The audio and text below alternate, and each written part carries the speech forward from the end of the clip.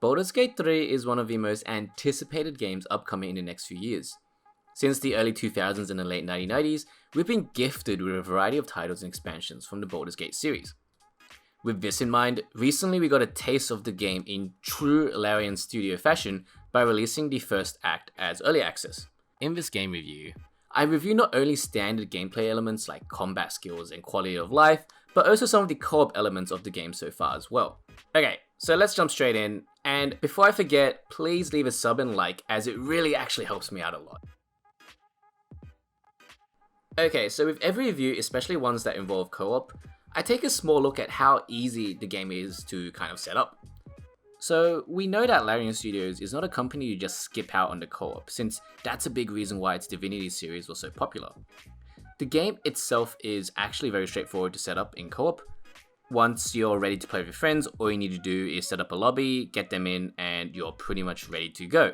The only thing you kind of need to think about is the character customization can take a while if you have one friend that, kind of just wants to design a character for an hour. So unfortunately, you're going to have to sit there whilst they do that. So apart from that, the only other thing you really need to know is one person needs to be the host. So choose someone with the best internet and computer.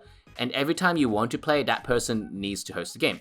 So pretty much that being said, if you're planning to play with different people, pick the one that will most likely be the one playing the most.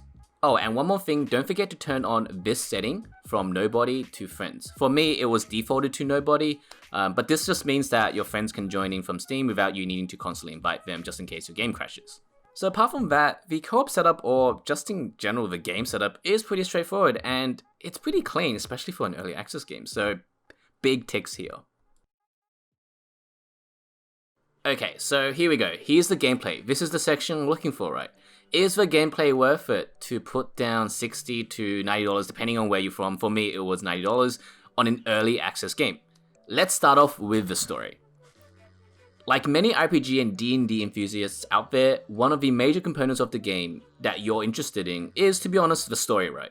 So how is the story early on, especially in Act 1? So you start off the game on top of a Nautiloid, which is a flying ship which are used by mind flayers to travel. Mind flayers are, well, put it simply, humanoid, octopus-looking creatures that, well, can control your mind, but mainly through turning you into one of them, through inserting a tadpole through your eye, which eventually turns you. Your goal in the first act is to get rid of that tadpole that's in you after escaping from the Nautiloid. Now, this is where it gets pretty interesting. The game itself opens up a variety of paths for you to get rid of this tadpole. Even though the game presents you options to progress down a path, you soon realize there's a lot more than meets the eye. Honestly, we were really surprised how much story was there for an initial first act, which kind of reminded me of the whole Act 1 in Divinity 2, where you're trying to remove your source collar. As a note for co-op, the game itself allows you to help and vote for decisions, but in the end, the person in the direct dialogue or situation will have the ultimate decision. For this reason, we balanced it ourselves by letting people take turns to take on certain situations. Also, for certain other situations, you would want certain characters with higher attributes to take on roles such as Arcana or Nature roles. Overall, the story, well, is pretty interesting and you're not going to be disappointed by it, even with the early access Act 1. In my opinion, it really builds into the next part of the act, which I'm dying to play, right? So if it kind of gets me into that mood, then the Act 1 did its job on the story. Okay, so I did talk about the mechanics, especially kind of around the voting and stuff, so let's talk about the mechanics and the combat of the game. So, if you're coming from the Divinity world, one of the most obvious things you'll encounter first is how much you'll miss in this particular game. This is because Baldur's Gate 3 uses the Dungeons & Dragons system. Basically, 90% of everything you do in this game will be based off some chance or how you roll. This means get ready to pray to Iron Jesus, because you're about to need it, especially on the early levels, because you're going to miss a lot. Baldur's Gate 3 uses the 5th edition rule set. In short, what this means is it's a lot simpler to implement into a digital game because of how, I guess, dumbed down the rule set is.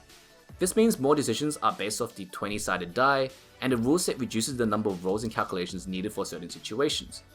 Don't worry though, you don't really need to know any of this because it's pretty much calculated in the game for you, so you just kind of need to, press the button or do whatever the game prompts you to do. If you're expecting a lot of flexibility within the game like you would in a normal D&D game, like in real life, it's going to be kind of a hit and miss on that. This is because, I mean, it's still a game in the end, and many choices need to be pre-planned. That being said, as I went through before, there are many cool options available in this game that didn't exist in Divinity. For those who play the early access, you know exactly what I mean through kind of the actions like shoving NPCs off edges or like whoever you're fighting off edges, right? I still think there are plenty of things that need balancing and fixing. I think, for example, to be honest, that shoving off opponents off a ledge is pretty OP right now, and another thing I've noticed is eating food is really OP. I could nitpick into certain classes as well, but it is an early access game, and to be honest, anything I say now that is overpowered probably will be nerfed or balanced out. So to be honest, there isn't really any point me pointing out any flaws, because especially if you looked at how polished Divinity 2 was compared to its early access, you know that Larian Studios is already on top of this. Now, because it is based off the Dungeons & Dragons rule set, now, you might be asking, is this a turn-based game? And, well, yes, 90% of it is a turn-based game. However, there are certain situations, for example, if you roll the same turn order as one of your teammates, you can actually do the same turn as them. So don't rush ahead. Make sure you pre-plan your attacks because, for example, if someone's going to shove someone away and you're a melee character, well, you just have to now chase them, right? So make sure you're planning these kind of motions with your friends because this actually matters. And of course, there are certain spells that can give your teammates advantages, etc. There's so many other things. If you really want to dig into it, you should probably just look at the D&D rules.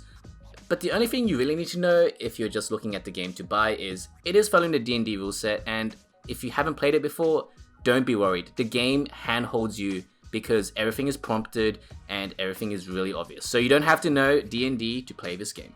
Just to add a few more points around the combat and mechanics, the game itself right now is played on a base survival mode. That means the game is relatively straightforward, and the fights aren't too punishing to be honest. That said, they will definitely be releasing harder modes like Tactician modes for those looking for a bit more of a challenge. For specific attributes like Perception, they're very important as you would expect coming from D&D, whilst things like Dex can alter your AC, in this case Armor class, to help you for example dodge more. As similar to D&D, characters like Thieves don't really have spells and rely more on pure damage and bonus actions, whilst characters or classes like Wizards have a ton of utility, but not too much blast them up spells quotation marks, like you would expect from Divinity. This makes the game much more tactical and positioning matters a hell of a lot more. Since you have not only your main actions but bonus actions, the game also becomes more tactical in this perspective as well. It also means if you're expecting to play a melee character with tons of spells, you're not really going to get it in this game unless you're playing kind of like a hybrid like an arcane rogue. Okay, so what's a co-op review without some talk on co-op? I did go through a few elements on co-op through this review, but you might be asking just in general if the game is worth playing with friends right now. Okay, now I'm going to be super honest and I'm writing this review on the 14th of October. But right now, the game is pretty glitchy, at least co-op wise. I don't know why, but my game crashes and freezes more when playing with co-op than playing by myself. For example, if you're listening to a conversation but you enter a dialogue just as your friend finishes it, it almost always glitches your game. And I'm getting a lot of crashes just randomly, just for no reason as well. And because there isn't a chat system in game yet, you're going to have to use something like Discord with friends in order to keep sane because, well, otherwise you can't really communicate with them. So with the amount of crashes, whoever's hosting the game, make sure you're spamming the F5 button, which is to quick save the game. But if you're just looking at the game and you can get through some of the bugs, overall the co-op gameplay is really smooth. The game incorporates mechanics you would expect in Divinity games as well as just traditional D&D, so make sure your party is varied to take advantage of every character's strengths in the party. As a quick note, with 4 people, it means you won't be able to recruit anyone into your party. Instead, you can recruit them into your camp, kind of like Dragon's Age Origins, and progress their stories from there. But the question is it worth playing with your friends for co-op? And that is a big yes. Now, if you can't deal with bugs, then to be honest, you probably should wait for a bit. But in my opinion, just get the game. I mean, it's gonna be on the same price for a while just because currently it's in early access and Larian Studios has no intention of reducing it just yet. So I would just try it out, and if you can't deal with the bugs, just wait a bit longer, right? Okay, so I have a burning passion for the Divinity series, as you would have expected since I've been mentioning across this entire review. as well as D&D/RPG related games. So when I heard Larian Studios grabbed the Baldur's Gate 3 contract, I was ecstatic. That being said, the game right now is kind of buggy and is not the same you'll be expecting in 2 years' time. Yes, some animations might be a bit clunky and some balancing may be needed, and yes, we're definitely going to need to fix those crashes, Larian Studios. But I can see how much effort they've placed into everything in this game so far, especially like the dialogue and the animations. And honestly, I hardly skipped any cutscenes because of how well this is done for what it is as an early access game. The RPG game feel definitely is strong in Baldur's Gate 3. But for those that remember when Divinity 2 got released, early access compared to its full release, especially the Enhanced Edition, there was a huge difference in quality. So right now, even though the quality of life of game can be slightly of a struggle, especially if your game keeps crashing, or for example if you're new to this genre of games, you might not be ready to fork the money just over yet.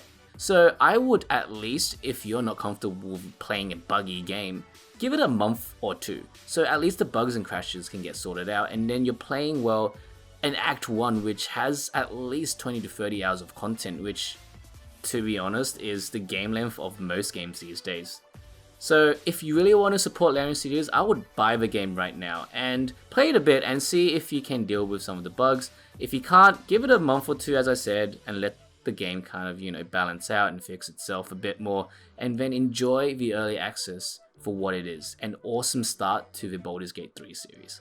Alright guys, thanks for tuning in. If you did make it this far, please consider leaving a like and subscribe. It really helps me a lot. I'll be definitely tuning out more Baldur's Gate 3 content, as well as just in general gaming content overall, and more reviews.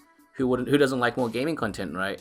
And of course, thanks again for watching this video, and I'm going to see you next time, hopefully.